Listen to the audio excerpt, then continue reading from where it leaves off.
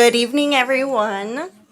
My name is Juliana Onyate. I'm the Executive Director of the Monrovia Chamber of Commerce. Thank you all so much for being here tonight, and thank you to all the candidates for being in attendance.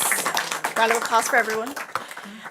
Before we begin, I just wanted to make a note that we've got a couple card runners, so if you don't have a card yet and you'd like to potentially submit a question, please raise your hand so they can come bring you an index card.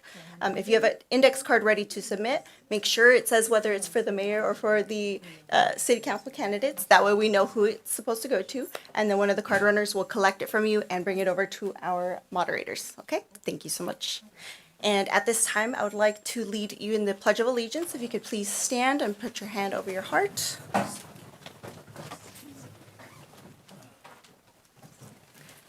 I pledge allegiance to the flag of the United States of America and to the republic for which it stands, one nation, under God, indivisible, with liberty and justice for all. Thank you. And at this time, I'd like to introduce the moderator of this event, Robbie Davis. Thank you, Robbie. Okay, great. Thank you. Welcome to the Monrovia City Council and the Mayoral Candidate Forum. Thank you to the Chamber of Commerce, to the candidates, and to all of you for your participation. My name is Robbie Davis, and I'm a member of the League of Women Voters of the Pasadena area, which includes Monrovia as one of the communities that we serve. The League's charter is to promote involved and active, informed participation in government. We study and act on public policy issues, but we never endorse or support candidates or parties. And we assist in forums like this as part of our voter service program. Before we go any further, I want to introduce the rest of the League team. In addition to me, we have Hester Bell, who will be serving as timekeeper. And we also have Jean Boone-Nagel and Cheryl Rose, who are question sorters. So this forum will be in two parts. First, you will hear for the candidates for the Monrovia City Council, and then after a very brief break, you will hear from the candidates for mayor. All the candidates have agreed to the following procedures. Each candidate will make an opening statement, 1 minute for the council candidates and 2 minutes for the mayor's candidates. The timekeeper will keep the candidates informed of the time remaining and will raise a red card when his or her time has elapsed. And once that, she'll do 15 seconds and then stop. And when your time has elapsed, please conclude your response as quickly as possible. After the opening statements are completed, candidates will begin answering written questions from the audience. And again, there's going to be runners circulating through the room with cards and pencils, and we'll be delivering your questions to the question sorters. If you do have a question, hold your card up so they can see you. The following rules we have about all the submissions. They must be in the form of a question and not a statement. They may be directed at one candidate or all, but we will allow all the candidates to answer every question. There will be no rebuttals, and the questions must deal with the issues of the election. No personal references or attacks will be allowed. Please note that the questions are sorted just to clarify language, to combine duplicates, and to eliminate any that are an attack on a candidate. If you feel your question has been misinterpreted, you may submit another. And due to time limitations, not every question may be asked, but feel free to discuss issues with the candidates afterwards. Each candidate will have 1 minute to answer each question, and again, that'll be tracked by the timekeeper. When the audience question period is over, candidates will do their closing statements, and again, those will be 1 minute. And the candidates drew numbers ahead of time, so that's the order that they're in now, the numbers that they drew, and we'll rotate, so not every candidate answers the question first each time. And finally, we just want to remind you that league politics that specified that there be no campaign activity inside this room. We request that everyone either turn your cell phone off or put it on silent just to show respect for the candidates and the other audience members. So if there are no questions, let's get started. The three candidates that you see here now are competing for 2 seats on the Monrovia City Council. There is a fourth candidate, but we received notice yesterday that she is not able to participate. And this is a term of 4 years for the City Council. So opening statements will begin now. You have 1 minute, and we'll start with Mr. Rojas. Hi, first of all, thank you, Chamber and the League of Women for hosting us. My name is Jesus Rojas, and I'm not a politician. I'm a homeowner, and I work as a police officer. I have 18 years of law enforcement experience. I'm here today because I know firsthand how crime, one incident, one radio call can impact families or change the lives of families forever. According to Crime Mapping, which is on the Monrovia City page, for the month of January and December, each month here in Monrovia, our city has averaged roughly 45 physical attacks, 45 burglaries, 40 stolen cars, 50 shoplifters, and just the other day, the city experienced its first murder for the year. I understand safety better than everyone else here, and public safety is my priority. If elected, I want to address the staffing shortage for the Monrovia PD, which is currently short-staffed by 8 officers. Currently, there is 1 school resource officer covering all Monrovia schools. I'm not saying our schools are bad, but I propose bringing in 2 additional school officers to bring in additional safety. I propose in CCTV cameras and license plate readers to the downtown Monrovia area and surrounding for crime prevention. Thank you. No, sorry. Sorry, I hate interrupting, but next, Mr. Jimenez. Thank you. I want to thank the League of Women Voters.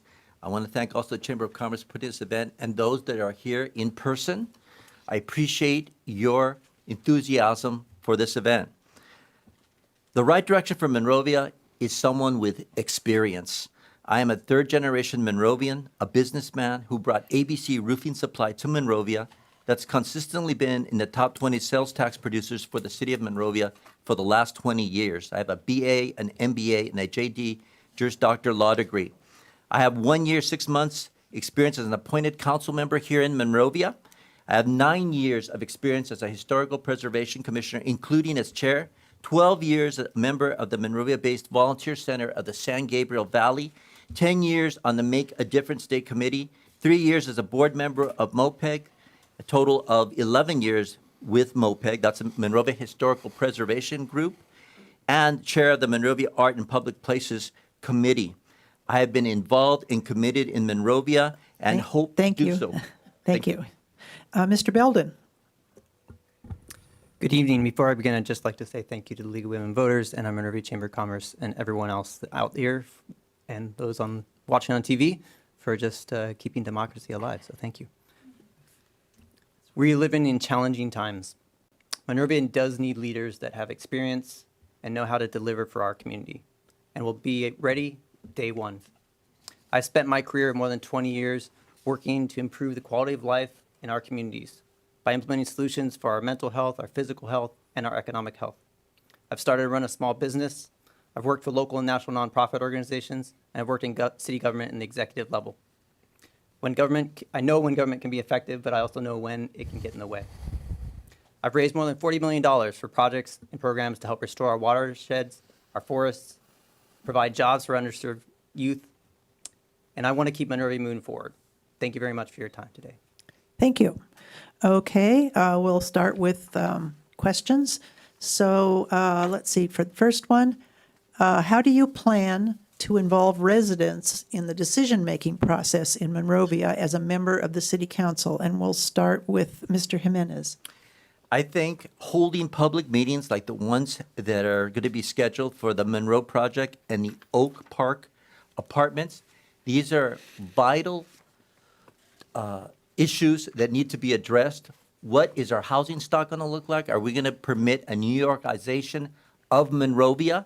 So public meetings is the way to get input from everyday citizens. I think that's the best way to go. Thank you. Mr. Belden, involving residents in decision-making. Sure. Well, I'm running for City Council to be a representative of everyone here in Monrovia. So I want to listen to all the diverse voices and perspectives make sure they're heard. That's really important. I think that it's a big challenge to make sure that we understand what everyone is thinking. We need more avenues to do that. I think that online polls are a great way to do that and enhance outreach, but it also means going to people where they are. So going to the schools, going to the communities, going to the organizations, and hear from them there. Thank you. And Mr. Rojas? I think keeping an open communication with the community, committees, surveys, and that's what we're here. Just like when, as a police officer and I respond to a call, we need to listen to our customer base and see what's going on and go from there. Thank you.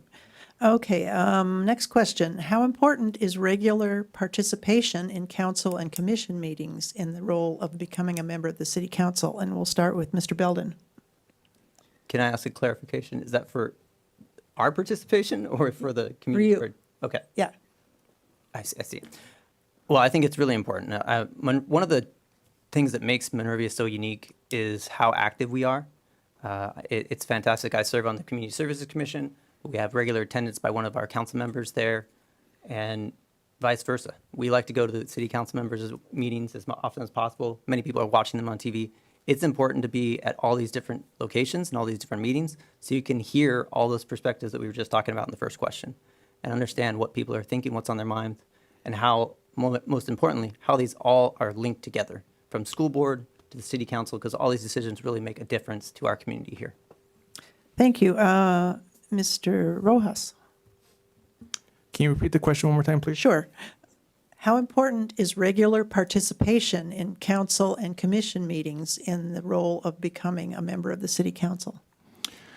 So I agree with Mr. Billen. I definitely agree that city council members should participate in every event possible to be part of the community and listen to their concerns and just be involved. Thank you. Mr. Jimenez?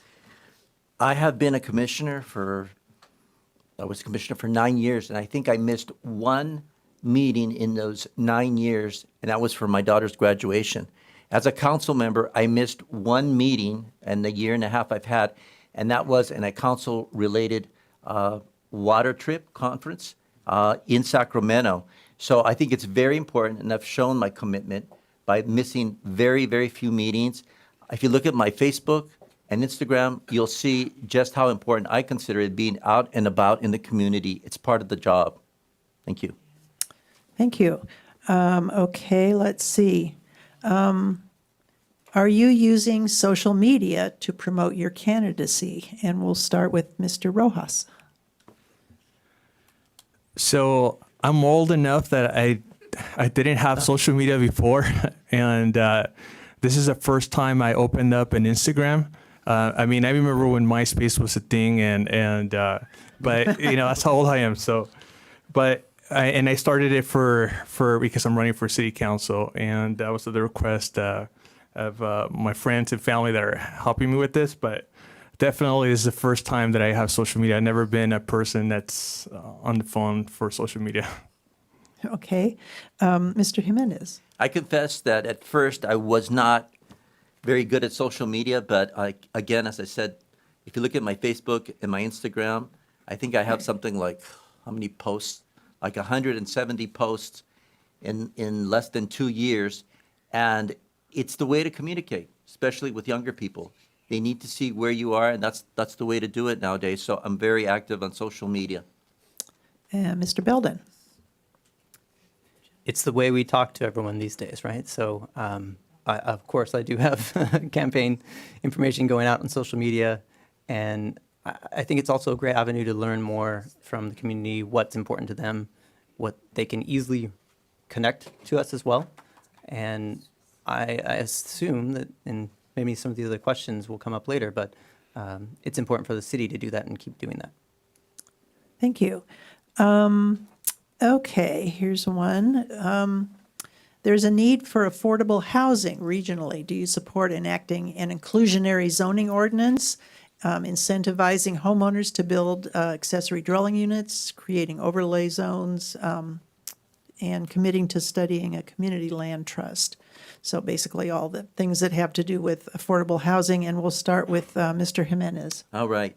Well, first of all, I'm in favor of inclusionary zoning. For those of you who aren't familiar with that, what it is requiring that any new developments, underlying new developments that come into the city for multiple family dwellings, have a certain set-aside number for low-income units.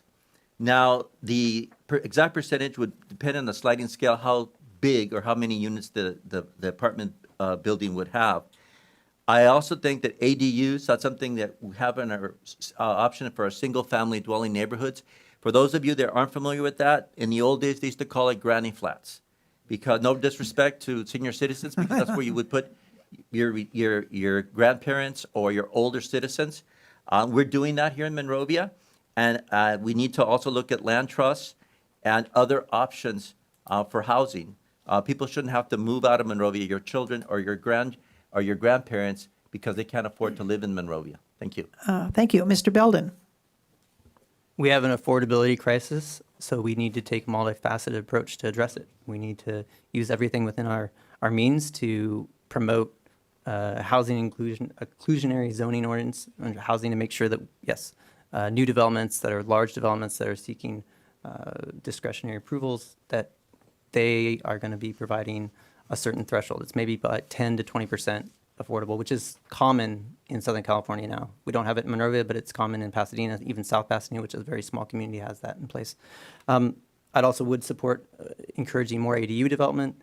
Of course, all this development, though, does have to have the same character that's right for Monrovia, and it has to have input from the community. So we need to continue that as well. A land trust is something that could work as well. Obviously, we just need to fund it and find funding. That maybe is from the state or federal side. Don't have to do it just ourselves. But we should really encourage people and make it easier for people to put in low-income housing, senior housing, and so that people in Monrovia can stay in Monrovia. Thank you. Thank you. Mr. Rojas? I support affordable housing and actually met with a developer because I wanted to pick the brain to see what, as a council member, we need to do to support or make this happen. So I would like to explore any city-owned property, make committees or surveys with the community to see if it's appropriate to go there. Yeah, because a developer told me there's certain costs that they cannot ignore, such as skilled labor, material. And as Mr. Belden just mentioned, as a council member, I would like to explore what other grant or alternative funding sources there are to make it a goal to create funding possible or lower down the cost of building to ensure that we could house our community in need for this. And also, as for renting, maybe we could also target a goal or we need to have our families afford to live somewhere. Thank you. Let's see. This is kind of a big one. In your view, what are 3 top issues facing Monrovia today? And how would you go about addressing them? And we'll start with Mr. Belden. So my first 2 are the same level here, but safety, of course, is key. We want to make sure that everyone in our community feels comfortable walking outside their house, it's safe walking to school, enjoying their parks. We have an amazing community policing model that we've used here, and we also have amazing fire department. And I want to make sure that they have the resources they need. We've heard recently 2 incidents from both fire and police chief that the city council has provided the resources they need to do such great work at putting out the fire at Brad Oaks or addressing and arresting someone for the murder recently. At the same time,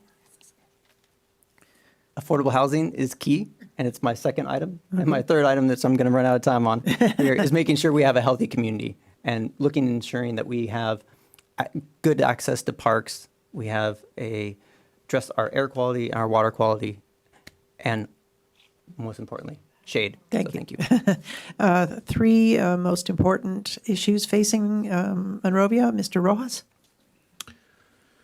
So as I mentioned earlier, we need to address the staffing issue for the Monrovia PD. I would also like to hire additional firefighters to keep up with the new developments, and also explore what technology or tools they need to address any potential fire. For example, let's say with the tallest building, if there was a fire, what do they need to extinguish that fire? And also on house community, We know that it exists, and I propose bringing in a civilian, non-police response team to alleviate the radio calls that our law enforcement responds to. Okay, thank you. Mr. Jimenez. The number one priority of government is public safety. If you don't feel safe in your home, what else is more important than that? I think we need to have a relationship with our first responders, and I feel I have that. I've met with the Police Officers Association, with the chief. We have to make sure that they have the resources to do their job.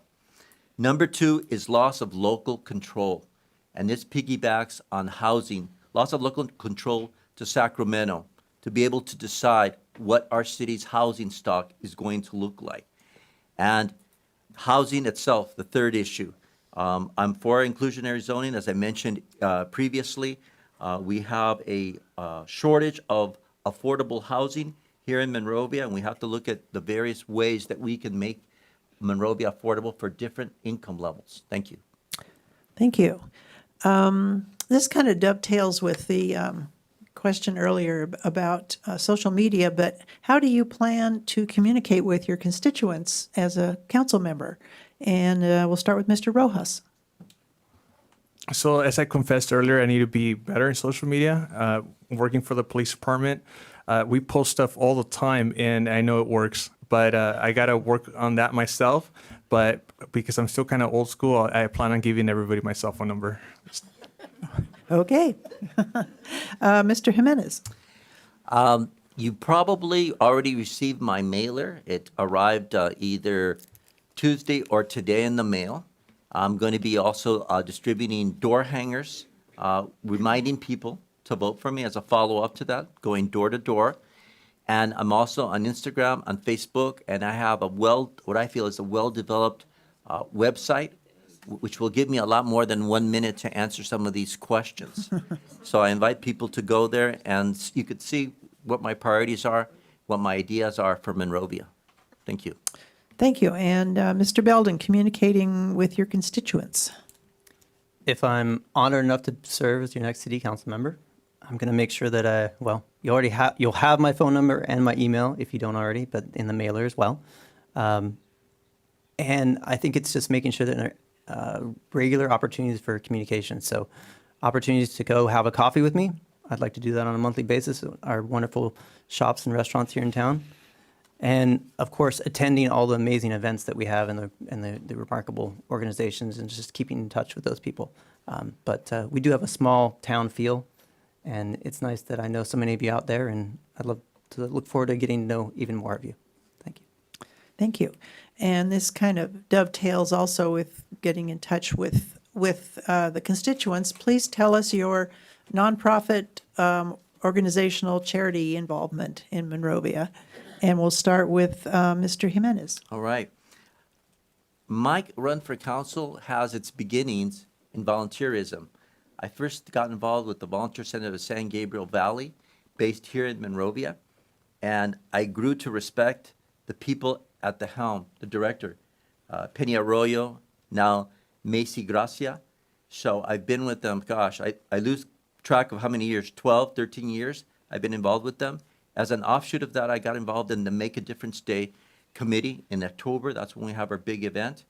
Alex de Tocqueville, a European philosopher, came to America in 1800, said, "America is a nation of joiners." That's translated into volunteers. So I took that to heart, and I think it's volunteers that make Monrovia go. Thank you. Thank you. Mr. Belden. So I'm currently the president of the Monrovia Parks Wilderness Recreation Foundation. It's an organization that's been helping to raise funds for our parks, our open space. Just helped raise $75,000 for the library shade structure over the playground there, so kids can use that amenity all times of the day. But I've also worked for the Council for Watershed Health, helping to build green infrastructure projects, worked for the National Forest Foundation, helping to restore our forests and our watersheds above us. And I've had the pleasure to work with many other great orgs, such as Migos de los Rios, who's doing much incredible work, Food Ed right here in Monrovia, and the LA Conservation Corps and San Gabriel Conservation Corps, so that youth from underserved communities have a chance to gain new career skills, which is really important. Thank you. Thank you. Mr. Rojas. So for the Amani Police Department where I work out of the Community Relations Office. And a lot of the stuff that we do is a Coffee with a Cop, a lot of special events. We give out toys to the community. And what I plan on doing if elected to City Council is providing the police department with what I learned in working in Amani to enhance the community relations aspect here in Monrovia. And over the course of my career, I had the privilege of working with Union Station, Volunteers of America, and several organizations that just kind of tend to overlap because we kind of share the same problems. Thank you. Let's see. What do you think is the best way of dealing with conflict? And we'll start with Mr. Belden. It's a great question. Well, the best way to deal with conflict, I think, is to listen. And just conflict usually arises from disagreements, and that's when people are not really understand where each other are coming from. Listening, I think, is one of the most important skills we always should have and use. And that's, I think, the best thing to do is really to understand where people are coming from, listen to what their grievances are, their issues are, if they're either personal or if they're about something else that's going on that doesn't have to do with me, hopefully, but maybe it will. And then to find some common ground and find some solutions that we can all work together on. And hopefully that will put us in a better place. Thank you. Mr. Rojas. So I think I have a lot of experience dealing with conflict, but nevertheless, whether it's big or small, you need to pay attention and listen to your residents and find what they need and how you can help them out. Sometimes they just need a vent, but nevertheless, you need to at least make them feel like you helped them out.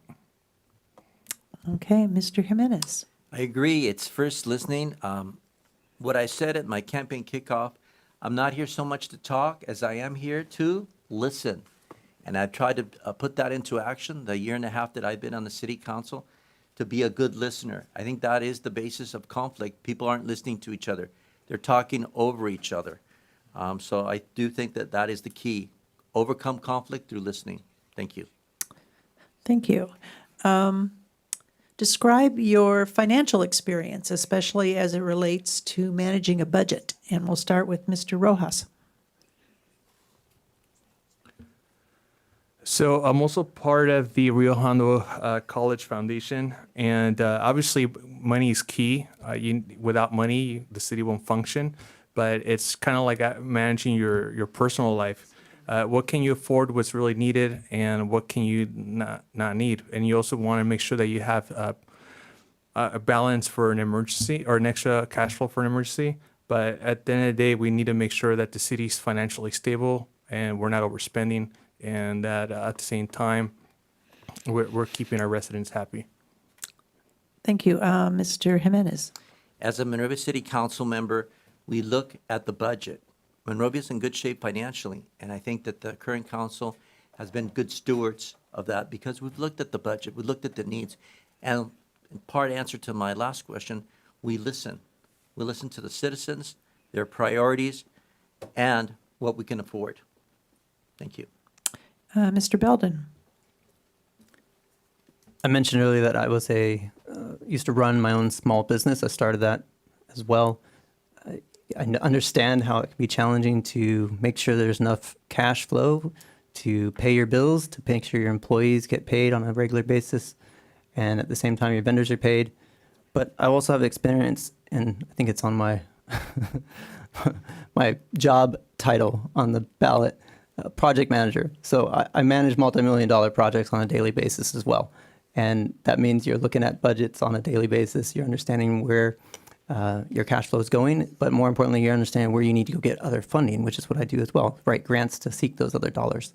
I've also managed money and financial just as a treasurer for nonprofit organizations as well.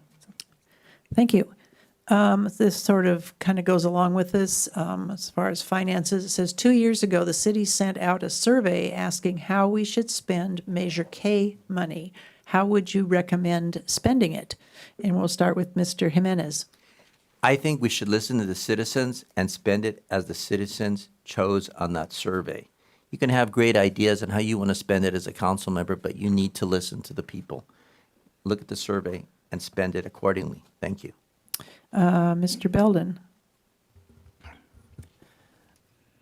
It is Monrovia's money, which is all our community's money. It's not my money. It's not the council's money. Looking back at the comments, there were more than 240 residents that participated and provided nearly 500 comments on ideas of where we could spend those dollars. It's always important to look back at that. At the same time, it is important to make sure that Monrovia is on a strong footing financially. So I think it's been wise that we've made sure we have reserves available as well. But I want to make sure we do have addressed the needs in the community, and I've already mentioned some of those that I think are key. And if we can find ways to address those, which are the ones that are the most pressing in the community, we should put some of those funds towards those resources. Thank you. Mr. Rojas? So public safety is my number one priority, and something that I discovered that the Monrovia PD does not have is its own armored vehicle, a Bearcat. So they actually share the vehicle with multi-agencies, and I propose giving them their own equipment where they don't have to share it with anyone else. And at the same time, a concern that just listening to the fire department was that their concern is the new high-rise buildings. So I want to make sure that they have the tools and everything they have to make sure they could extinguish any fire, whether it's the first floor or the top floor. And lastly, as Mr. Jimenez mentioned, we do need to listen to the community. It's their money, and we need to spend it accordingly to how it's best fit. And lastly, I'm not sure how long this measure case is supposed to last, but I know there's $16 million in that account. And then I also wonder if it's at some time as a homeowner, if we want to keep on having that and add it to our property taxes. Okay, thank you. The city and Monrovia USD are different entities, but they need to work together. How would you facilitate cooperation between the city and the schools? And we'll start with Mr. Belden. I mentioned earlier that it's really important for our school district and our city governments to both work together well. And I think having regular meetings, there's some, and I know in the history, it's been ebbed and flowed, I guess, in the term of number of meetings. But I think having a regular quarterly meeting is important. And obviously, many of us see each other at the different events, but there needs to be just that opportunity to really have joint meetings and discuss openly about ways we can work together and collaborate more. Because at the end of the day, someone's there for 8 hours and then they're out of school, and we should provide services as well just to them, and vice versa. If we can have our schools open as parks, we should try to do that. It's happened in the past. And we should also make sure we provide programs and support for those youth when they're outside of school. Thank you. Mr. Rojas? So I worked as a school resource officer, and I learned the importance of working with your local school board. And if elected as a city council member, I want to be able to work with them closely and find out what they need, what resources they need to improve the school sites and help each other out. Because ultimately, I believe that we need to keep all of our school sites safe. Obviously, it's as a police officer, I think that all schools are just naturally soft targets. But nevertheless, if they need more money to infrastructure or whatever the case may be, I feel like we definitely need to help them out, because improving our schools definitely improves the property value, and I think that's important for whether you're anyone that's in the early young age or it's been a homeowner for 80 years. Thank you. Mr. Jimenez? I have a great relationship with the schools. I'm endorsed by 4 out of the 5 Monrovia school board members. I've met with them. I've talked with them. I talked with the previous superintendent. Yes, in the past there was a rocky relationship, but that has changed. It's much improved now, and I see a future partnership, which consists of the parents who teach the kids values. Number 2, the school district that teaches the kids. And number 3, the Monrovia city government that provides all these leadership opportunities with the Yes internship program, with the Youth Commission, with the Teen Advisory Board, as well as the Junior MAP. It's a partnership for the future, for our kids, because Monrovia's future is its kids. Thank you. Thank you. I have a question here about Monrovia utilities. It says they seem to be increasing regularly over the past 3 years, water and sewer increase that will occur annually in 2027. And the person's asking, wasn't the new construction supposed to bear the burden of additional water sewer charges? Can you address the concern residents have about these annual increases? And we'll start with Mr. Rojas.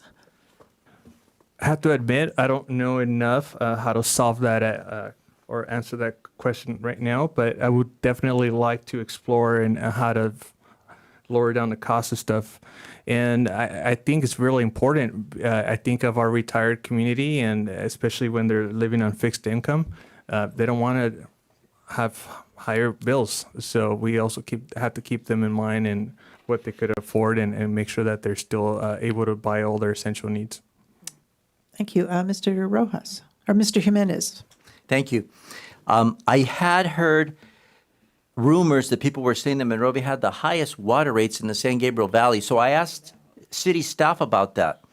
And at a council meeting on January 16, 2024, AR2, there was a city council report on how much Monrovians really pay in water.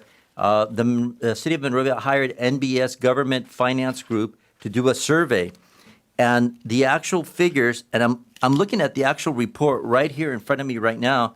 The sewer rate, Monrovia was the third lowest in the San Gabriel Valley, and it's right here. And further, with regards to the water rates, Monrovia was 1, 2, 3, 4, 5, 6, 7, 8, 9, the ninth lowest, and there's a lot more higher than 9. So it answered my question, my concerns. I think that we'd all like to pay less for water. We haven't had an increase in 2 years. Thank you. Thank you. Mr. Belden. We have an affordability crisis in general right now. A lot of folks are rent burdened and the high cost of housing. So I can understand where people are coming from. If they have, we obviously want people to be able to afford to go out for dinner or shop at our local stores as well. So I can understand the concern. I think that we can do everything in our power, and I think this city council has done that to make sure that our costs are only increasing when there are those expenses that we've seen. Everything has gone up. Inflation is a little out of control at the moment. So those are the reactions that we're seeing with those cost increases to make sure that we can continue to provide water to the residents and make sure that our water pipes aren't going to break at the same time. But Good. what we can do to make sure we can find creative solutions to reduce those costs is important as well. Thank you. Different topic. What would be your plan for Monrovia's homeless problem? And we'll start with Mr. Jimenez. There's no magic wand that you can wave to the homeless situation. The first priority for me is you have to look at people who are willing to help themselves, who are willing to be helped. Monrovia has a homeless prevention program. This homeless prevention program has consisted of community services, the Foothill Unity Center, and Monrovia PD. According to LASHA, Los Angeles Homeless Services Authority, the homeless number in Monrovia has been cut in half. They do a census every year. I participated in the 22 census that they did. I'm committed to continue Monrovia's program. And again, you have to be willing to reach out to those that are willing to help themselves. Thank you. Thank you. Mr. Belden. Homelessness is a regional problem, and we see it every day. We experience it here in Monrovia, and we need to continue to work at a regional level, at a local level, but we can do more here too. There's a new bill that just passed, which will allow our faith communities to look at providing affordable housing on their own properties as well. That's something we should look at and continue to work with them. I know there's at least one that's already interested in working on that here locally. Work with our COGS and continue to do that. We do need to make sure that we understand that people are experiencing homelessness for many different reasons. There's a lot of families out there that are currently being evicted just because the rent increases and can no longer find a place that's affordable to live here in Southern California. So to be compassionate, but also understanding and make sure we do as much as we can to get people that are capable and willing to participate in housing, give them those options so they have those resources available. Thank you. Mr. Rojas. I actually put it in my ballot statement for our in-house population that I wanted to bring in a civilian team, and I actually listed CityNet. And not that I'm committed to CityNet, but they are probably the best example out there right now to address the homeless population. Currently, the city of Amani has contracted their services, and I want to say that they're really effective. And to the point where I know it's voluntary to address the needs that they want, but pretty honest, they're kind of they could be annoying to the homeless, and then to the point where the homeless actually listen to them, and then they go to the shelters or wherever they need to be placed at. Now, as a police officer, I actually took the liberty of taking, on my time off, the goal line because I wanted to see how it was. And I actually thought that if I were to be elected, I want to address probably like a overtime detail or for officers, uniform officers, to be participating in the goal line so that way our population can feel a little safer. Okay, thank you. Let's see. What specific actions can the city do itself for combating the climate crisis? And would you support a city environmental advisory commission? And we'll start with Mr. Belden. I spent a good portion of my career helping to protect and preserve our environment. And there's a lot we can do locally to solve the climate crisis, from helping to focus on decarbonizing our own city buildings, our own city fleet, to make sure that they're no longer providing emissions that affect us personally from our own air quality here. And at the same time, we have an opportunity to look at what else the community we can help them with. And so having a council or an advisory council, it might be a good idea. We just need to make sure that we're providing them and that we understand what their role is. If it's an effective organization, then that would serve us well. We have many commissions already, so if we need another one, maybe that's the way to go. Otherwise, I think there's many ways we can currently do that. And most importantly, I'll just end on this, that having a plan for how we're going to address those changes is really important, and understanding where we currently are, so we have a baseline. Thank you. Thanks. Mr. Rojas. So I actually got this idea from just walking and talking to our residents, and a big concern was EV or electric charging stations in our downtown Monrovia area. So I'm definitely support a green initiative and finding funding sources where our residents could shop, watch a movie, and if they own an electric car. And I know there's a state mandate, but we definitely need to improve as a city in our infrastructure to make this happen for our community. Thank you. Mr. Jimenez. Well, first of all, I voted for the Clean Power Alliance, and I do also believe that we need to have more charging stations throughout Monrovia. William Monroe once said to his workers when he was setting out Monrovia, "Clear the land but leave the trees. It's the beauty of the place." And I think that we can use that, take it to heart today in planting more trees. And finally, I would support an advisory commission on the environment. Those are my 4 points. Thank you. Thank you. Okay, this one just came in. How can the city combat the threat of retail theft rings targeting our businesses? And we'll start with Mr. Rojas. Well, number one, we need to address the staffing issue for the police department. As having a law enforcement experience myself, patrol services normally tend to be a reactive force, meaning that the crime already happened and they're just responding to either address the immediate issue or take a police report. So what happens when the police department is actually fully staffed or have extra bodies? They're able to have crime suppression units. At the same time, I was trying to, or I would like to address bringing in additional CCTV cameras and several license plate readers. I know the city currently has 8 of them, but just so you guys know, in the city of Almani, by the end of 2024, they're going to have about 45 license plate readers, and they're about halfway into this number, and they're highly effective. We're able to solve crimes within minutes. Thank you. Mr. Jimenez. I think that I agree that we've been just reacting to a lot of the retail theft that's going on. The other day when I went shopping, I think we went shopping for T-shirts, and I was surprised that there was locked glass cases for T-shirts. And that's a sad statement of how bad things have happened. But it is preventing the theft from happening, so that I think that first responders can prioritize more violent incidents. I went on a ride along, and I was told, for example, at Burlington Coat Factory, because it's open a little bit later, that is a site where there's quite a bit of retail theft. Apparently, if you're open a little bit later in the night, that is an inspiration for people to go there and steal.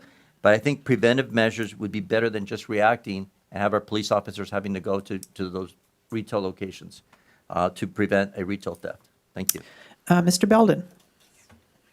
I went on a ride along with the Monrovia Police Department on Friday night, and I was just so impressed by the quality of our police department already. And I think that if they need additional resources, we should give them to them, of course.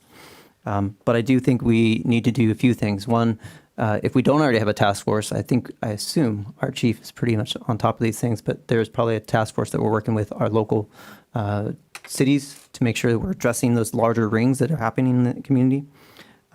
Make sure we have more visibility. We have one, I think, decoy car. We should have a few more, so those are available to be put in front of all those stores that are having these experiences. And maybe even using some more of the tools that we just implemented at Station Square, which is a tool that is kind of like a mobile surveillance system that can also warn people, so that we have really quick reaction time if something has happened. And I think we do know where a lot of these folks on a regular basis are having these instances. So we just need to make sure we have presence there. Thank you. Thank you. This goes back a little bit to some of the housing questions. So given the rising concerns about the impact of short-term rental properties on neighborhoods, do you have any thoughts about regulating the purchase of single-family homes that are intended for short-term things like for Airbnb? And we'll start with Mr. Jimenez. I don't like the use of single-family dwellings for Airbnb because a lot of times what happens is that there's parties that happen. They're not people that are normally part of the fabric of the community, and I don't like to have Airbnbs for single-family dwellings that are unregulated.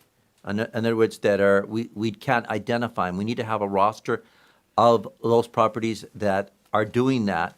I think that's something that the police should have because oftentimes it results in incidents. Thank you. Okay, Mr. Belden, short-term rentals. I think we should check how many short-term rentals we have in Monrovia. I think that would be a good place to start. I haven't heard it being a problem yet. I definitely understand where Councilmember Jimenez mentioned party houses. That's something that we definitely should crack down if it's happening.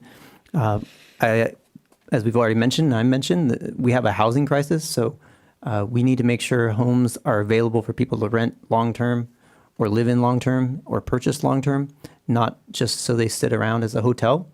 We have zoning. We put hotels where we want them, and we also receive the tax benefits from those. Right now, we do not have a way, I don't think locally, to receive any of those tax benefits from short-term rentals. So we should look into it. I heard it wasn't a problem before, but we should double check because Monrovia is a popular city. So maybe people are starting to rent their homes on Airbnb. And I can definitely understand folks that are renting them out as an ADU for extra income because that makes sense too. It's hard right now. People need that extra income, but we do need to address it. Thank you. Thanks. Mr. Roja. I definitely agree that we should explore to identify how many Airbnbs or short-term rental properties there are in the city. And I'm not sure if there is an ordinance, but if not, we should explore putting together a committee and putting an ordinance in place. And if that's the case, we should definitely have maybe designated areas. And as a law enforcement officer, I also do agree with Mr. Jimenez where the concern would be what if they start going out of control, partying, and you don't know who's coming into the neighborhood. But if that's the case, we also need to have rules in place where if we have to find the property owners if they're not regulating their short-term rentals accordingly. Thank you. Tell us what you know about current mental health programs in Monrovia, and is there anything that can be done to improve these programs? And we'll start with Mr. Belden. The city just rolled out a new program to help address calls that would typically be handled by the police service to address those needs of folks that may be having in a mental health crisis at the moment. So I think that's a great program that the city's offering now. And I know there's also a lot of resources in the community that offer free counseling. There's some really, really great groups, Inspire is one of them, and others that will provide counseling services when they're needed at no cost, and then put you in touch with the service after that time as well. But there's resources available. So people do need to reach out. Please, if you have friends that are experiencing anything, let them know that there's some resources they can tap into. And a lot of those are available on our city website as well as through the local organizations here. Thank you. Thank you. Mr. Rojas. As previously mentioned, I want to bring in a civilian non-police response team to the city. I do find it that sometimes it's not appropriate for a police officer to respond, but sometimes there is this instance where law enforcement needs to respond because the subject might be violent. Nevertheless, I think there could be more to address this issue. It's an issue that's not going to go away, and we just need to make sure that all of our families are being safe. Thank you. Mr. Jimenez. The City of Monrovia rolled out February 5th its San Gabriel Valley Care Program, where we do have a mental health professional go out. Dispatcher determines whether it's a situation a police officer is required or a mental health expert is required. But these are reactionary 9/11 emergencies. We will do something within this year, short term, where we're going to not wait for a crisis, for someone desperate that might take their life. We're going to have a mental health response team. This is basically a clearinghouse of information so that people, they're not to the point where they need to call 911, but they're having issues, and they know they're having issues. So someone will be able to call, and they will be able to get information where they can get help. We shouldn't have to wait for an emergency. We need to be proactive and not just reactive when it's a 9/11 emergency. Thank you. Okay, and this will be our last question. If you had one goal to complete by the end of your first term, what would it be? And we will start with Mr. Rojas.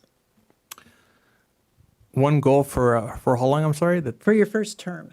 For my first term, definitely, as I mentioned before, I want to make sure that our PD and fire department are taken care of. And I mean, as a resident myself, I want to make sure that I'm safe. And I want to make sure all of us are safe. I want to make sure that our families are safe in our parks, are traveling on the goal line, and just walking in the neighborhood. Okay. Mr. Jimenez. I am against the New Yorkization of Monrovia's skyline. My goal will be for local control. I want to be able to use our historical resources. Monrovia has had great program for landmark and individual homes. We need to look at Pasadena. They concentrate on districts. And by having districts, if we can't save all of Monrovia from Sacramento's overreach, we can save big chunks of Monrovia. For example, our historical downtown, which the World Atlas said was one of the 8 most significant historical downtowns in the state of California. So my wish, and it's a lofty one, is to be able to fight back against Sacramento and keep Monrovia the beautiful place that it is. Thank you. Mr. Belden. I mentioned safety was my number one priority, but you can't be safe if you don't have a home. You need to have a place to live to feel safe. And so my number one priority is affordable housing and making sure that we find more resources, and that can start with inclusionary zoning, bringing in more affordable housing developers that are interested in using and partnering with the city, or just incentivizing ADUs. So thank you. Thank you. Okay, we'll have our closing statements now, 1 minute, and we'll start with Mr. Belden. That was fast. Just give me a moment.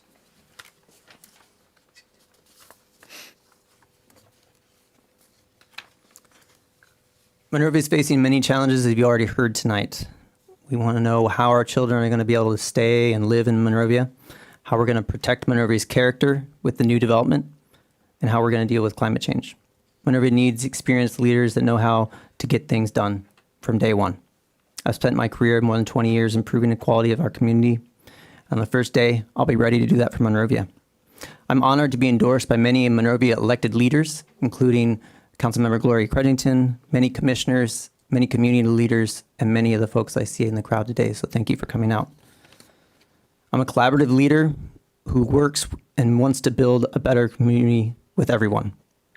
I want to make sure we have a healthy community, a safe community, and a prosperous community. We already have a great community. Don't get me wrong. Monrovia is a special place, and I just want to make it better. Thank you for your time. Mr. Jimenez. The right direction for Monrovia is somebody with experience. And that experience has been recognized by Monrovia's leaders. I have been endorsed by the entire Monrovia City Council, by 4 of the 5 of the school board members, the Monrovia firefighters, the Foothill Community Democrats, 10 Monrovia City Commissioners, many business owners and residents, State Senator Susan Rubio, Assemblywoman Blanca Rubio, and Assemblyman Chris Holden.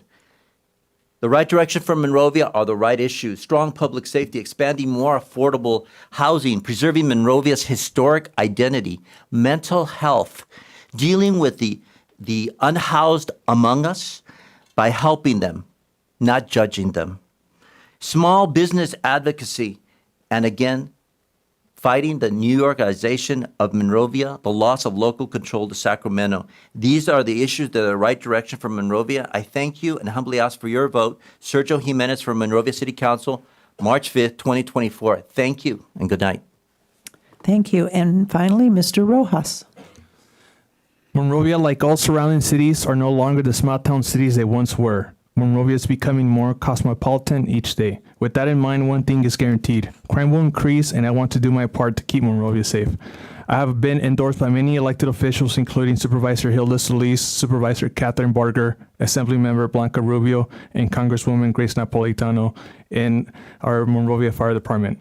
I'm clearly the top choice for public safety, and if safety is your top concern, vote for Rojas. Thank you very much. So this concludes the City Council portion of the forum.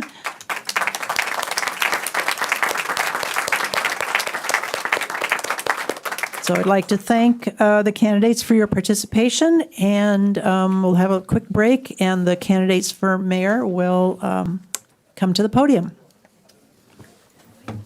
Jesus.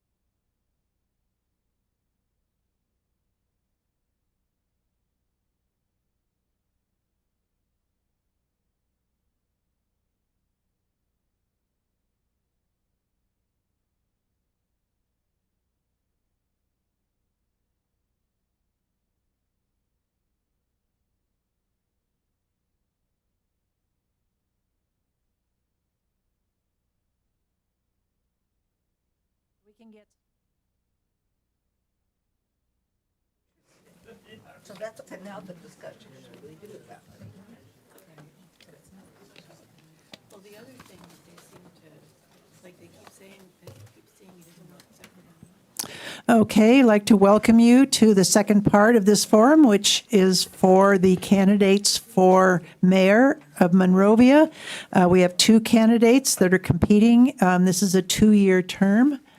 And so we, again, the candidates drew numbers, and that's determined the order of their speaking.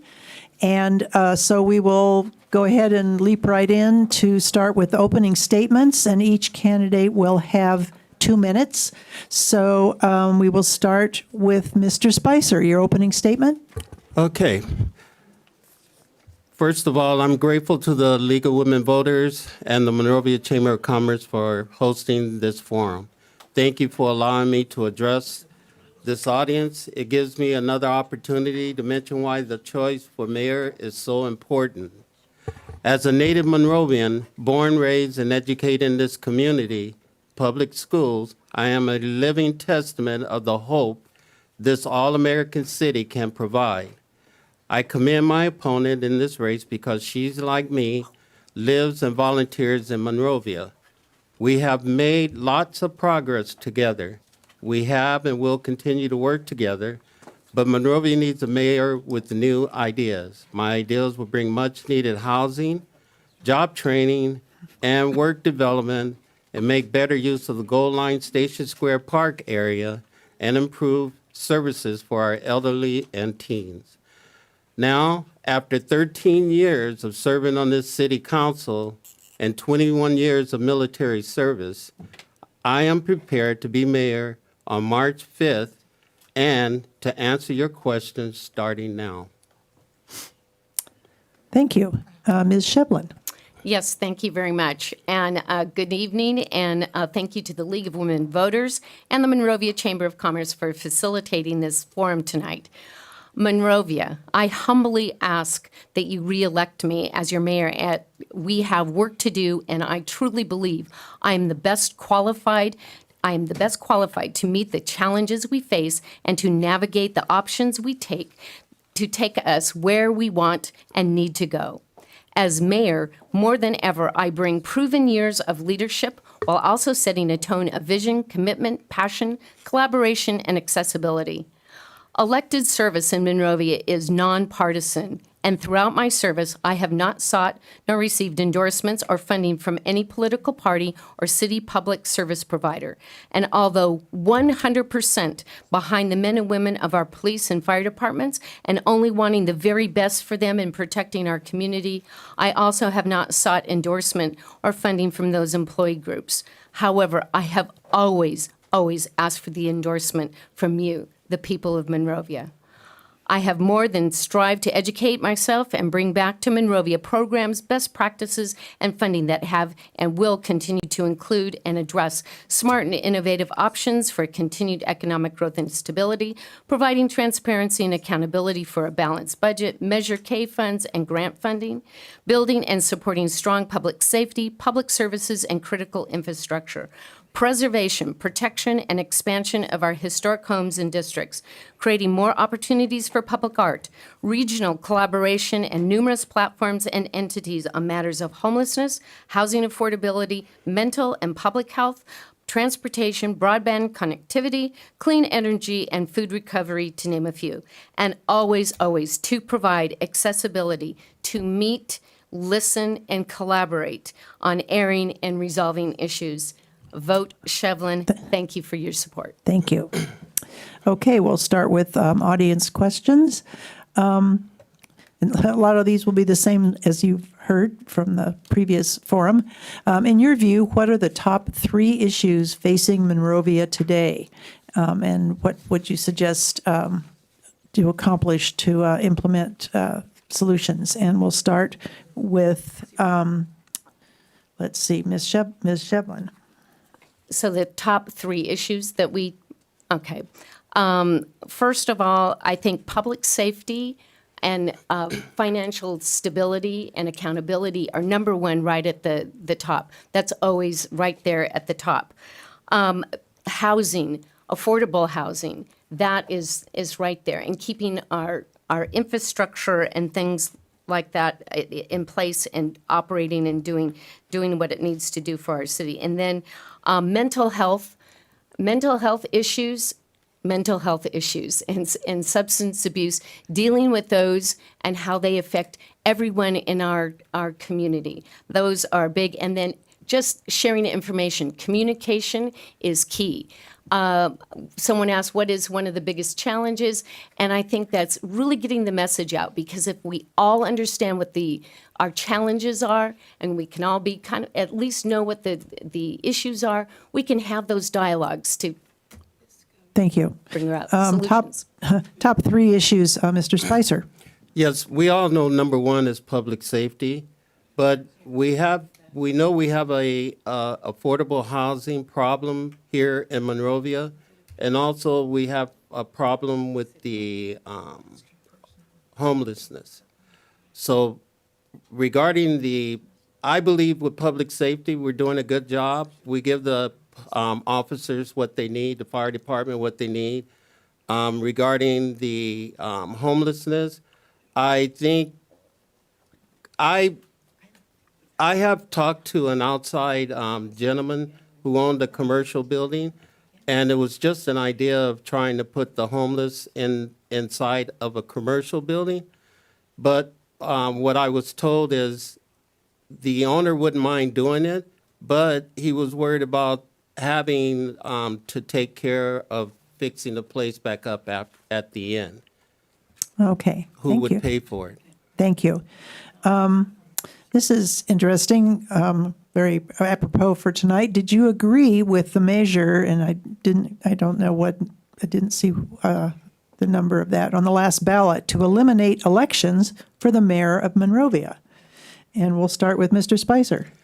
Yes, ma'am. I wanted to just go ahead and give it back to the public so they can make a decision. I always wanted it to be a voting mayor seat, and I voted to have it to go back to the public in order for them to make the decision, and they made the decision for voted mayor. Thank you. Ms. Shevlin.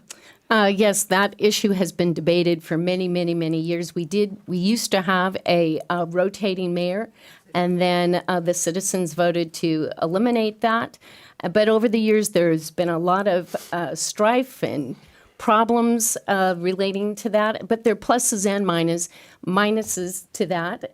But again, giving it back to the citizens to make their own decision. It had been, I want to say it was in the 70s that decision was made to go to an elected mayor. I think it's very important then to let the people speak, and they spoke. The measure failed miserably. And so they want to vote. They want to vote in their mayor. So they have spoken. Okay, thank you. Let's see. In what new ways do you plan on bringing businesses, i.e. pubs, restaurants, et cetera, to Station Square? And we'll start with Ms. Shevlin. That is an issue, and until that area has been developed where there's traffic in terms of, and not traffic, just cars. There's people circulating in that area. We have a hard time attracting an end user. Also, the cost of the depot that's down there has been remodeled. It's beautiful. It's gorgeous. But for someone to come in there and actually operate a business or a restaurant, it's going to cost a lot of money. Years ago, we estimated $1 million. It's far surpassed that. So there's a major investment on any business that goes down there. So as the units become, they're occupied and there's more people around there and they can walk and circulate in the area, I think we'll be able to have a far better chance of attracting there has been a lot of advertising and looking for an end user now. Thank you. Mr. Spicer. Yes, with the transformation of the gold line and that area down there, it can serve as a really, as a vital part. What I would like to see happen, and if I was the mayor, I would try and work with staff in order to have twice a year where we bring some of the young entrepreneurs down there and activate the walkway area so they can showcase their businesses and bring that old town feeling from uptown down here to the Station Square area to liven it up. That's what I would like to do. Okay, thank you. In 2020, the city created a task force to address diversity, equity, and inclusion. What are your feelings about making this a permanent commission? And Mr. Spicer? It seems like it comes back pretty fast. I believe the commission did a heck of a job. I can go back to Oliver when he was the city manager here. I was really complaining to him about there wasn't enough African Americans that was on the staff of 250 people here. And I asked him, was there a way that he can start working on diversifying our staff?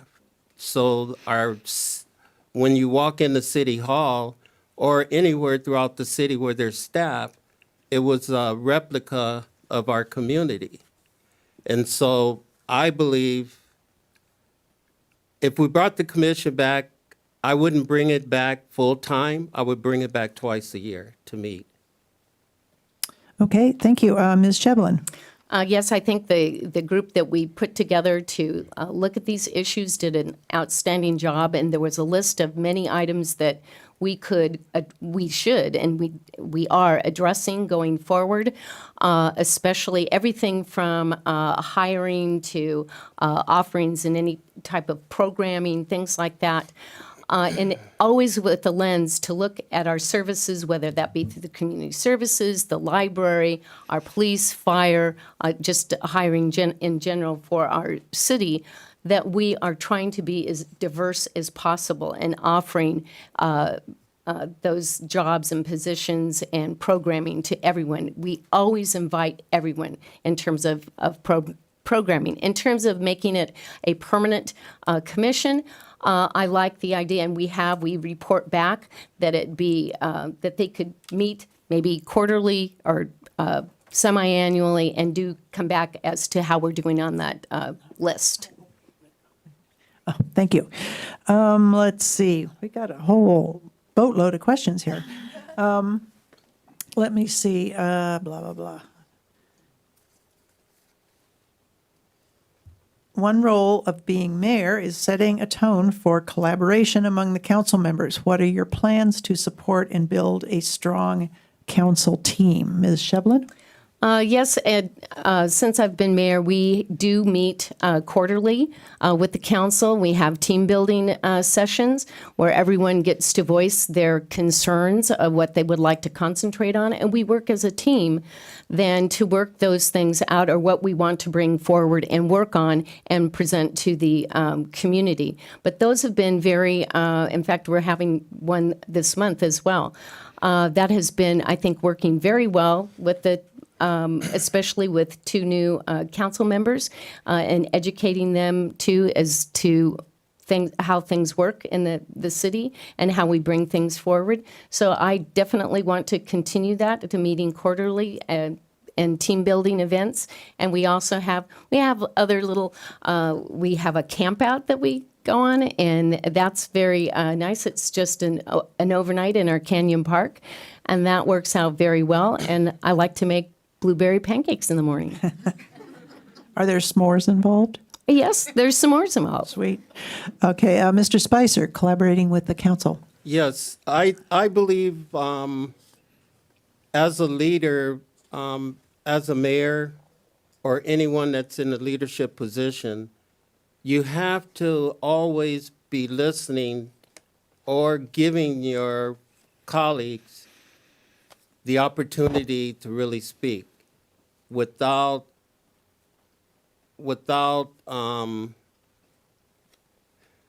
how should I say this? it's very important that everyone is heard, okay? It's very important that everyone is heard throughout. Whatever they have to say, it needs to be heard. And if I was the mayor, whenever we have these retreats, what I would do is set 3 different things that needs to be accomplished in between the time that we meet now and the time that we meet at our next meeting. So that way, in between, we know we're accomplishing something. You have to accomplish whatever you're setting out to do. You can't just keep coming back and forth to having meetings, not accomplishing your goals. Thank you. How do you plan to communicate with your constituents? Mr. Spicer? Oh, that's a good one. As a mayor, what I would like to do is have coffee with my constituents. Like once a month, I like to just gather with some friends or constituents throughout this community and just get together and just talk, just lay it on the line. And if it's something that we know that we can accomplish from that meeting, well, I would bring it back to the council and we would talk about it. And if the council agree, then we would go ahead and put it into motion once we, let staff go through and do whatever they have to do. But yes, I would do it that with the coffee, with the little coffee breaks. Then I would take care of my social media and focus groups. Thank you. Ms. Shevlin? Yes, since I've been serving on council, and even before that, I've always made my cell number and my personal cell and email available to everyone. I meet quite often with constituents. They can call me just about any time, email me, Facebook Messenger, Instagram, Nextdoor, and I will respond. I will respond as quickly as I possibly can. I think it's very important to meet people where they're at any time they need resolution of something, or maybe they just want to vent. I've had situations like that where someone just really wants to vent, and I will listen. That's the equal part of and responsibility of that, is to listen and always be available. But accessibility is really, really high on my list. I don't want to wait for either a coffee or something like that, although that's a good idea, and you can meet in a public place and have more. Thank you. Thank you. Okay, this is one of the ones that was also asked of the council. The city and the school district are different entities, but they need to work together. How would you facilitate cooperation between the city and the schools? Ms. Shevlin? Yes, I think that is very, very important. And I have been trying to get and working with the chamber to reinstate the Beacon Committee, Business, Education, and Community Outreach Network.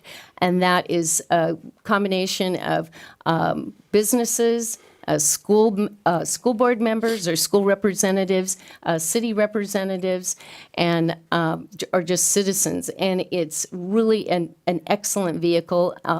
It stopped meeting several years ago. I'd like to reinstitute it. I think it's a very important group. And then also the chamber, the city manager's office, and also the school superintendent. We used to meet once a month. It was the superintendent and the school board president. It was the city manager and the mayor, and then also the director of the chamber and their president as well. And I think maybe we don't need to meet every month, but I think it's really important that we start those back up. Thank you. Mr. Spicer? Yeah, I believe the collaboration with the city and the school board should be ongoing, all the time, continuous. I mean, every year I make sure I go down, go through the background check, get my ID badge, so that way I can go on campus, interact with the different people on the different school grounds. I'm endorsed by the whole school board, so I know that collaboration is there. How much more we can do? It's hard to say. but it's so much there that we can do, because if you have a good city, a good school, and you have the community, and that's what's going to build the whole city and make it cohesive. Thank you. A lot of questions tonight about affordable housing, and here's one that's a little different. It says, regarding HUD's six-step program for the procurement of land to build affordable housing, how exactly will that help Monrovia, and what land is there to procure? Mr. Spicer? Okay. So for the past year, I've been working with a gentleman from HUD, and we were putting together a six-step program towards affordable housing. Now, it's not going to be an easy step for us to accomplish, but you have to start somewhere. And so whether it's accumulating property or using a commercial building and getting it rezoned, it can happen. It's just how much we want to put into it in order to get out what we really need as far as affordable housing. It can work. I've seen it work in Pasadena. I don't see why it couldn't work in Monrovia. Okay, thank you. Ms. Shevlin? The city of Monrovia doesn't own large parcels of property to develop, but I am very proud to be a part of founding member of the San Gabriel Valley Regional Housing Trust, and they have been able, in their short term, have been able to fund some 857 units through either their pipeline or through their revolving loan program. And very important, and they're also looking at forming a land trust. They also, through the COG and the Regional Housing Trust, they have a housing navigator that helps the city identify properties, identify possible projects that we can go forward with. We are a member of the Regional Housing Trust, and those monies go to build units, affordable units, in the San Gabriel Valley, or within the members of the trust. And so I really look forward. Oh, okay, I thought she said stop. At any rate, I think there's great opportunities. I am not aware of, and nor is the COG or the Regional Housing Trust, of the HUD program, but I'd like to know the details. Don't keep it a secret. I don't care who's responsible or who gets the credit. Let's serve our people and provide some regional or some affordable housing. Okay, and then I guess a follow-on thing is do you support enacting inclusionary zoning or incentivizing homeowners to build accessory dwelling units, things like that? So, Ms. Shevlin? We have paid someone to do a survey or to do analysis of that, and it is going to be coming back to us soon as to the inclusionary housing. And there are a lot of things to consider. I think it's really great if we can get a percentage of the units on any new development that would be affordable. But sometimes that makes the project itself unaffordable and it doesn't pencil out, and so they walk away from that. It's a balancing act. I'm not saying yes or no. I want to know more information on that. ADUs, I have an ADU. I think it's a great idea, and the city of Monrovia has you sign a covenant that you will not use that ADU for short-term rentals. So I think that's really great. I would like to work with our city staff to provide a pre-approved plans for ADUs, so it would make it easier and more affordable. Okay. Mr. Spicer? Yes, ma'am. I believe what was the question again? Do you support inclusionary zoning? Yes, ma'am. And incentivizing homeowners to build accessory dwelling units? Yes. My mother-in-law actually did an ADU in Monrovia also. But what if you I think we're a little bit behind the curve, because if we had an inclusionary zoning prior to all the developments that's been going on down at Station Square, I believe we would have had a lot of affordable housing going in prior to. And yes, I am in favor of an inclusionary zoning with a percentage of the homes being affordable. Yes, I am in favor of it, okay? Thank you.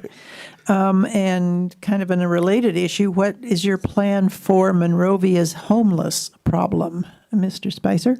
Well, you know, it goes back to to what I was talking about regarding the gentleman, the owner of the commercial building. If we were able to utilize a commercial building in order to take the people off the streets, house them in that commercial building, at least we're giving them some type of cover where they can lay down and rest. But the problem is, like the gentleman was telling me, you got to deal with the drugs. How are we going to be able to put our building back in shape when we get ready to sell it, or when we do sell it?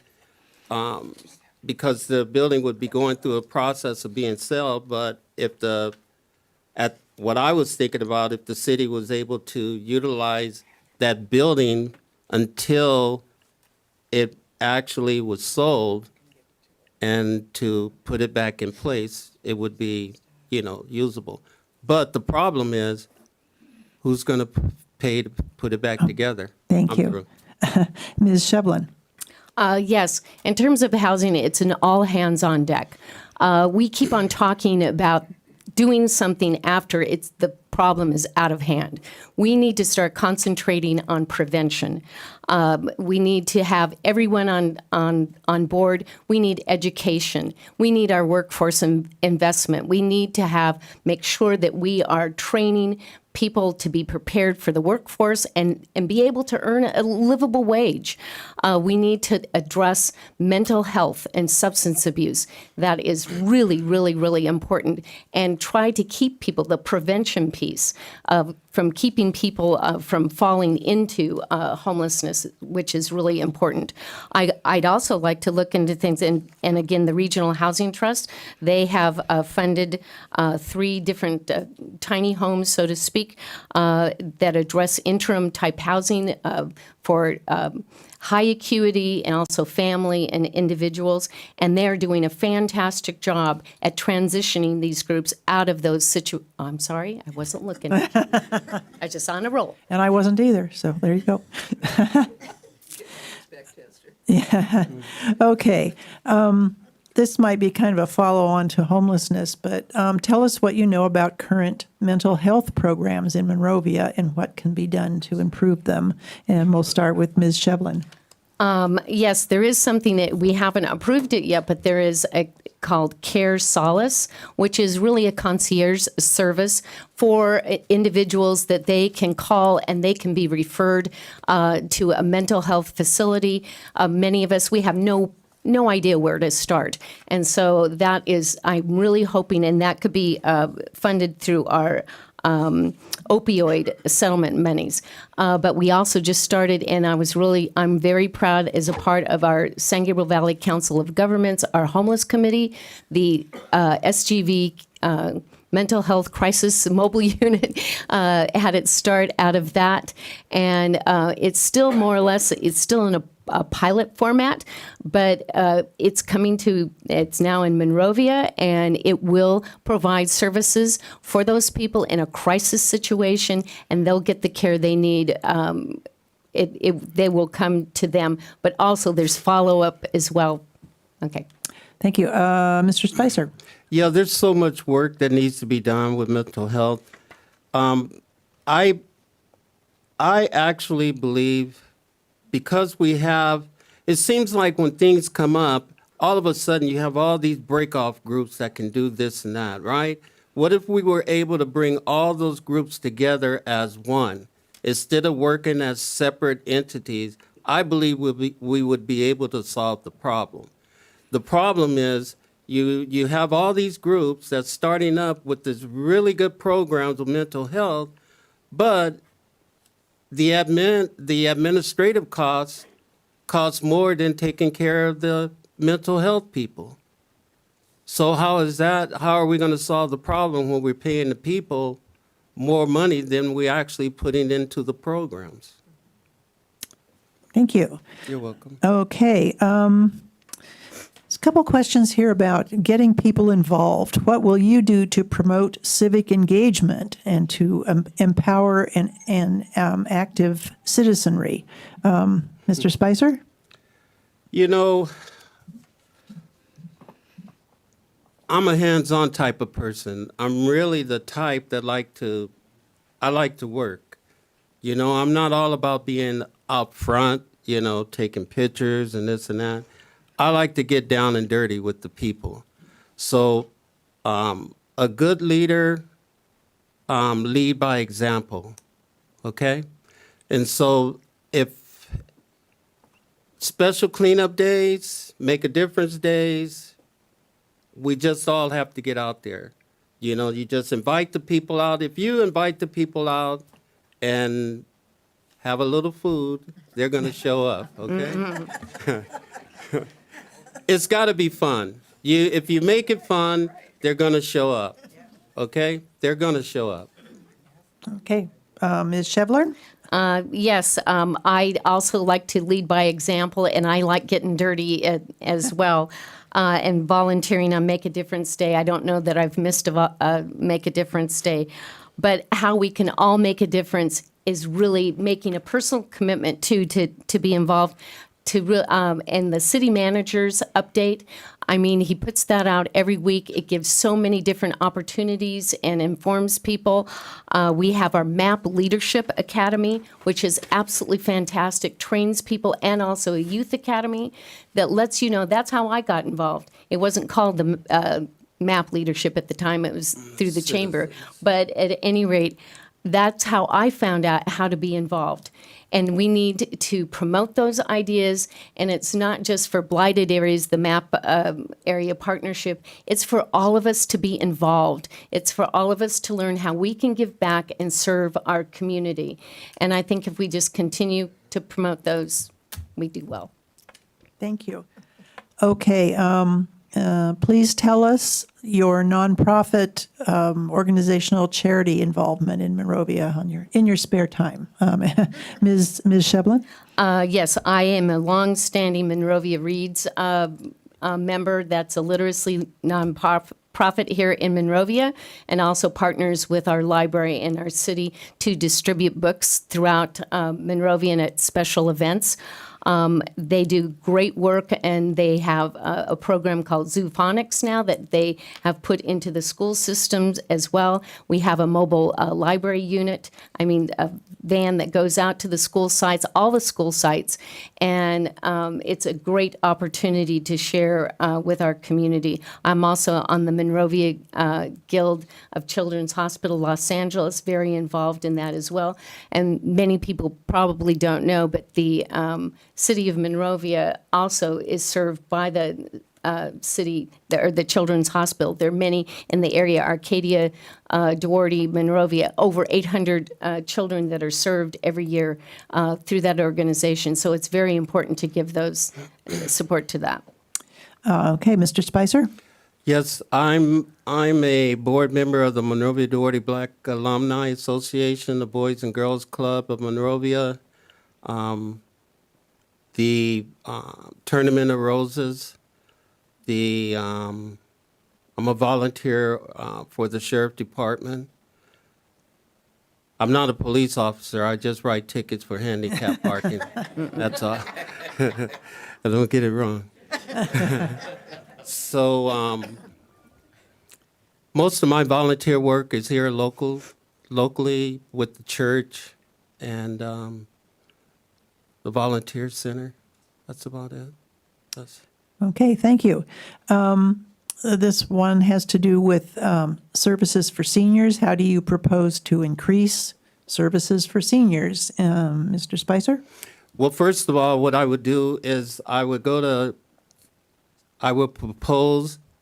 a proposal to the city manager and ask him, how can we work in the budget to be able to feed the seniors every month from a different restaurant in the city without going and without going to this one care facility. Also, I would like to increase the amount of trips that the seniors have throughout the year. The turnarounds in Vegas, I would like to see them go on those. I would like to see them go on more trips to the museums, the different activities, the Norton Simon, whatever the community services come up with. It's just to enhance, in order to give back to the seniors what they've given to us throughout their years. Thank you. Ms. Shevlin? Yes, we just purchased a brand-new building across from the library, and it's going to be able to provide lots of extra space for us to have programming while the community center is being renovated. But it's a very important thing to have space, additional space for the seniors to do their activities in. I think doing trips and things like that is also very important.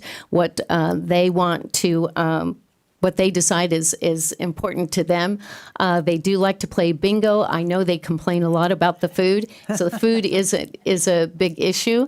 But I also think it's very important that we really work with them about their issues, whether it's senior citizens have mental health issues as well, housing issues. Housing is a huge issue. The biggest growing population of homeless are seniors, and how we can help them navigate their problems. Anyone that's have to, thank you.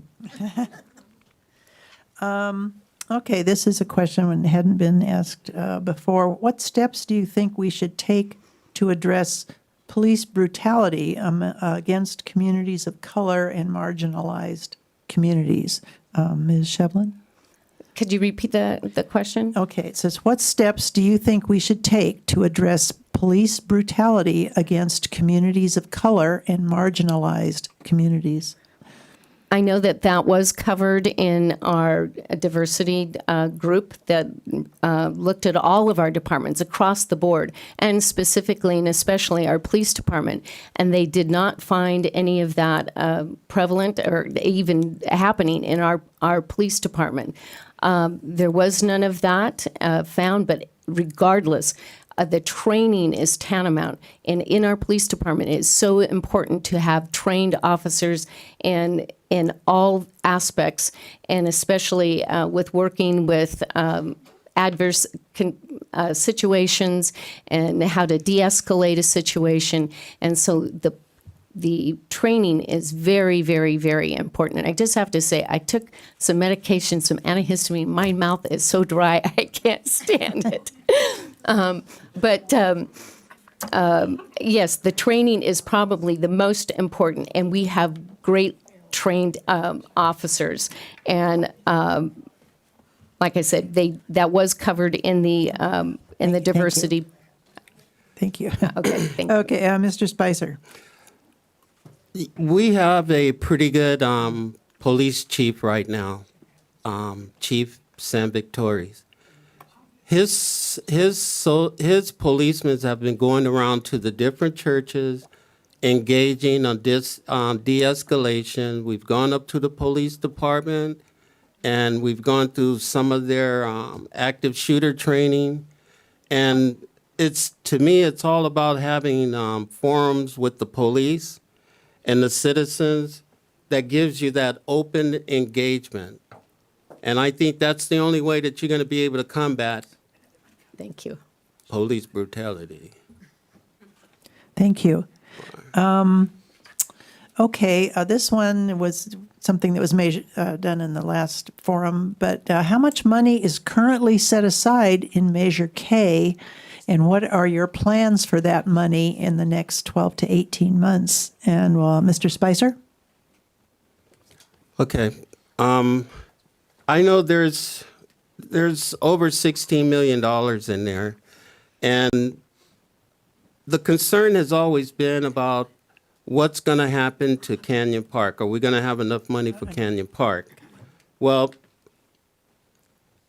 I understand we took a survey, and the residents and the citizens had said these are these are the list of things that we would like to see happen. I agree with them, so I'm all in favor of starting to knock some of the things off of that list that are not too expensive, but yet and still maintaining that budget eye on making sure that we have enough money to maintain what we're going to need to do, whether it's the capital improvement plans over at the library, Canyon Park. We got to have the funding. Thank you. Ms. Shevlin? Excuse me. Yes, actually, by the end of this fiscal year, we should have about $23.5 million in that Measure K program. We garner about $6 to $6.5 million every year on that program. And yes, we have kept it in reserves. That is the plan, to just not spend it right now because we were concerned about Canyon Park. It does look like we've gotten the situation in Canyon Park stabilized. We don't have the money in our hot little hands yet, but we do want to sit back, and especially with the state budget, with many, many, many cuts, we want to be conservative. We also want to be able to, and we have been able to, increase our reserves, which is also attributed to our increase in our tax rating, our credit rating, and it's now up to a AA plus. So that is really great because people look at us, outside agencies. Thank you. Let's see. Okay, this is something that was asked of the council also. If you had one goal to complete by the end of your term, what would it be? And we'll start with Ms. Shevlin. I think that everybody talks about local control, but unfortunately that local control is controlled by Sacramento. However, to the greatest degree that we possibly can is find ways to preserve our resources, our natural resources, our canyon, our preservation, our hillside preserves, our historic homes, to create more historic districts, because that can protect us, even with all this loss of local control. That historic districts can be protected. And so I would like to see more emphasis or monies, or be able to help the citizens create those historic districts. It would be, that would be one way. I'm just one person, but again, that local control component, it has to do with who we send to Sacramento, because those laws are being made in Sacramento, and it's affecting us all on a local level. Thank you. Mr. Spicer? Yes, affordable housing, Monrovia, and making Monrovia accessible for everyone, and where everyone and anyone can feel prosperity in Monrovia. That's all I ask. Thank you. Couple more questions. Let's see. What do you think is the best way of dealing with conflict, Mr. Spicer? Wow. Wow. You know, the way you deal with it is being a active listener, right? You gotta, if you're talking all the time, how can you hear the person's problem? You gotta be a good listener. You gotta be able to listen to them.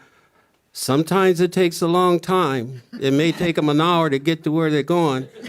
But, you just listen to them, and a lot of times they feel better in the end. But if I'm talking over you, well, what the hell did you come to me for, right? So that's my Okay. answer. Thank you. Ms. Shevlin?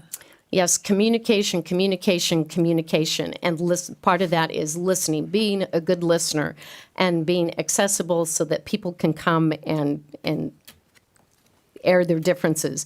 But again, I was talking about sharing of information. That is so critical, so crucial for the dialogue, because if someone comes to you and they're not informed as to what the facts are, or what our issues really are, or what our challenges are, or what our options are, then you spend so much time just butting heads and arguing. And so my goal is to always make sure that when we have a conversation, that I can inform somebody of what the true challenges are. Many times, many people are misinformed, and I listen from their side of the table as to what they're dealing with, what their challenges are. And so we can meet somewhere in the middle and find ways to collaborate and really get things done. But it's all about that communication and listening. Okay. What will you do to make our city more welcoming to the LGBTQ community and other diverse groups? Ms. Shevlin? Our programs are open to everyone. I don't know of any program that we offer, whether it's for children, teens, or adults, that puts an edge on it that says you're not welcome or any group is not welcome. And I welcome everybody to the table to enjoy everything that Monrovia has to offer. And if I've ever put someone off or made them feel uncomfortable or that they weren't welcome, shame on me. But Monrovia, I think through all of our programming, community services, library, everything is open to everyone. No special groups, it's everyone.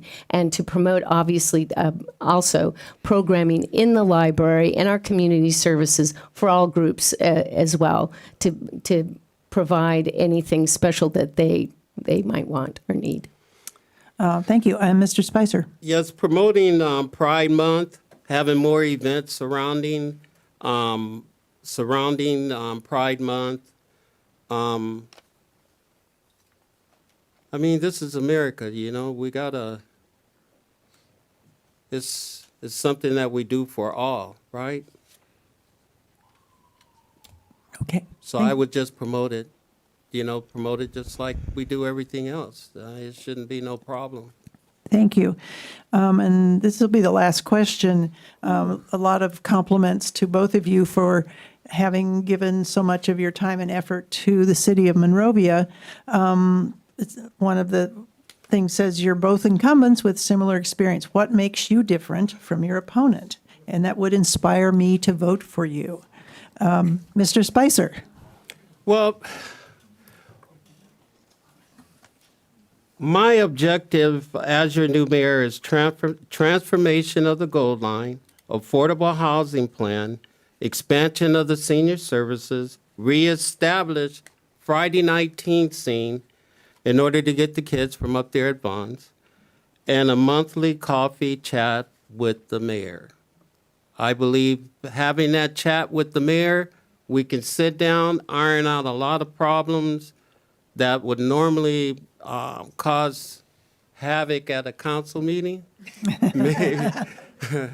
Maybe we would be able to solve a lot of the adversity that we have, but I think that's what sets me apart. Because Colin Powell said, the day you're not solving problems, you are not up to your butt in problems, and it's probably a day you are no longer leading. If your desk is clean and no one is bringing you problems, you should be very worried. Okay, thank you. Ms. Shevlin? I had to get that in there. Okay. I can guarantee you my desk is not clean. It's I have a blur on my Zoom calls.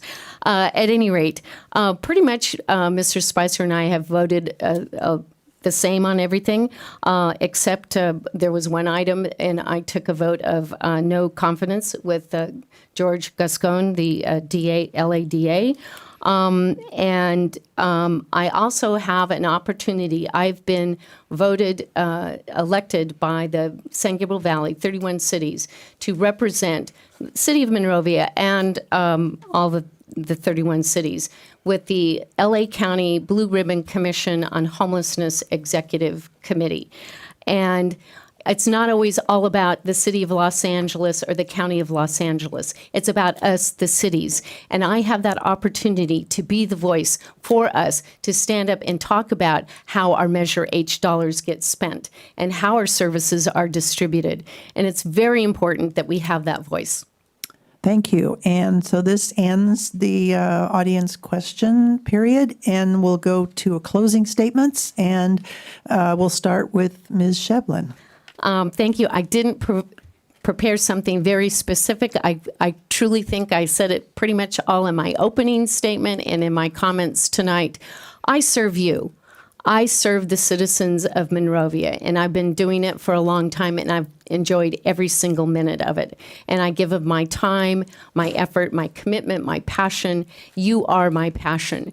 And I do think that I stand out. I have a wealth of experience and leadership style, and I do have the opportunity, as I just said, being able to represent the city of Monrovia and the San Gabriel Valley in getting to say what goes on between the city of LA and the county of Los Angeles. We need our own voice as well, and I do have that opportunity. But if I'm not sitting as mayor, that goes away. I won't have that opportunity. I've also had many, many different opportunities through regional boards, either it's many from the San Gabriel Valley Mosquito and Vector that I haven't mentioned today, that the Foothill Transit Board, and obviously the San Gabriel Valley Council of Governments and many committees, the Regional Housing Trust, the Capital Improvement Projects Committee as well through the San Gabriel Valley COG. Thank you. Thank you. Vote Shevlin. Mr. Spicer, your So all of closing? my work is here in Monrovia. Ladies and gentlemen, and esteemed residents of Monrovia, tonight we've engaged in a crucial dialogue about the future of our beloved city. We've heard diverse perspectives, passionate arguments, and thoughtful proposals. In Monrovia, we share a common vision, a vibrant, inclusive, and prosperous city where every individual can strive. While we may have different approaches, let us not forget about our goal remains the same: to serve the best interests of our residents and ensure a bright future for generations to come. As your potential mayor, I stand committed to fostering collaboration, transparency, and accountability in city government. I believe in listening to the voices of all residents, prioritizing equity and justice, and making decisions that reflect the collective aspirations of our community. But beyond the rhetoric of campaigns and debates, Okay, thank you. that's it. Sorry. It's all good.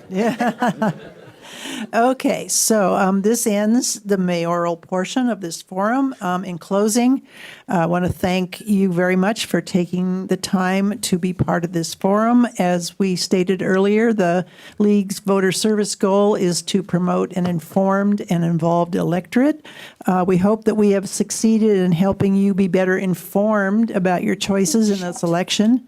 But now we have to turn things over to you for the involved part. Please participate in our democracy by casting your vote. You may vote by mail as soon as you get your ballot. I've already got mine. To vote by mail, make sure you sign your ballot envelope. Don't forget to do that. You can drop your ballot into the U.S. mail. It must be postmarked no later than March 5th.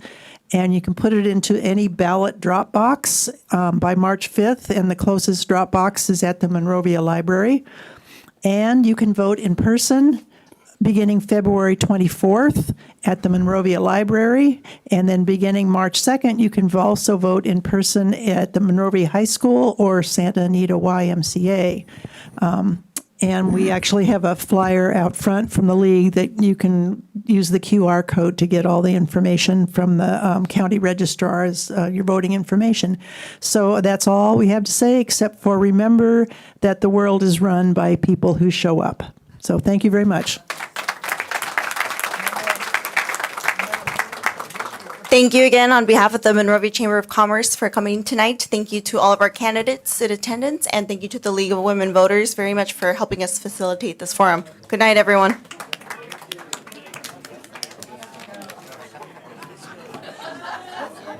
restaurant.